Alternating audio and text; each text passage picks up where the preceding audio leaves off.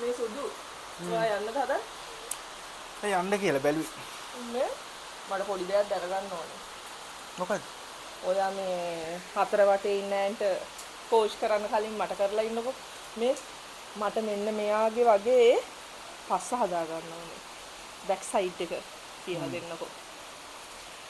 හැබැයි මෙහෙමයි ඔයා ඔය කියන જાතිය එක්සර්සයිස් මහ ගොඩක් නම් මට කරන්න බෑ. ඔයා මේ මෙහෙම කරන්න කියනවා, මෙහෙම කරන්න කියනවා, මෙහෙම වෙන්න කියනවා, මෙහෙම වෙන්න කියනවා.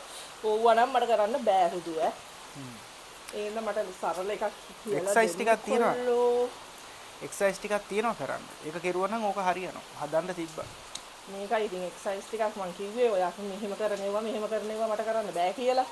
ඒ ඉඳ පොඩි දෙයක් ගාලා සරල ක්‍රමයක් කියන්නකෝ අනේ ඔයාලා දැනගන්න ඉතින් සරල ක්‍රමයක්. හැබැයි මේ විදිහටම ඕනේ ඈ. කොයි විදිහටද? මේ තියෙන විදිහටම ඕනේ. ඔය විදිහට නේද? ඔය විදිහට ක්‍රමයක් තියෙනවා. මොකද? ඉස්සෙල්ලා හොයාගන්න ඕන හොඳ දාර දෙවර කූඩයක්. දෙවර කූඩයක් මොකද? දෙවර කූඩයක් හොයාගෙන ඒක කඩලා බිම දානවා. ඒතර කොහොමත් ඔය දෙබරු ටික ඔය කොහෙ ගියත් රිංගලා බිම යනත් ඔය කූඩේ රිංගනවනේ. ඔව්.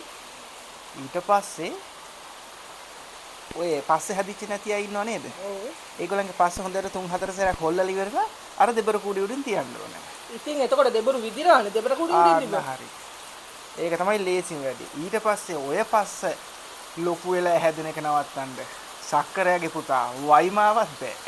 අම්සරම පුදුම මිනිහෙක් අප්පා හතර වටේ ඉන්න කොට් මුන්ට කියනවා මට ගිහිලා දෙබර කූඩයක් උඩ ඉන්නලු. ෂට්! මනුස්සයෙක් මං කන්නේ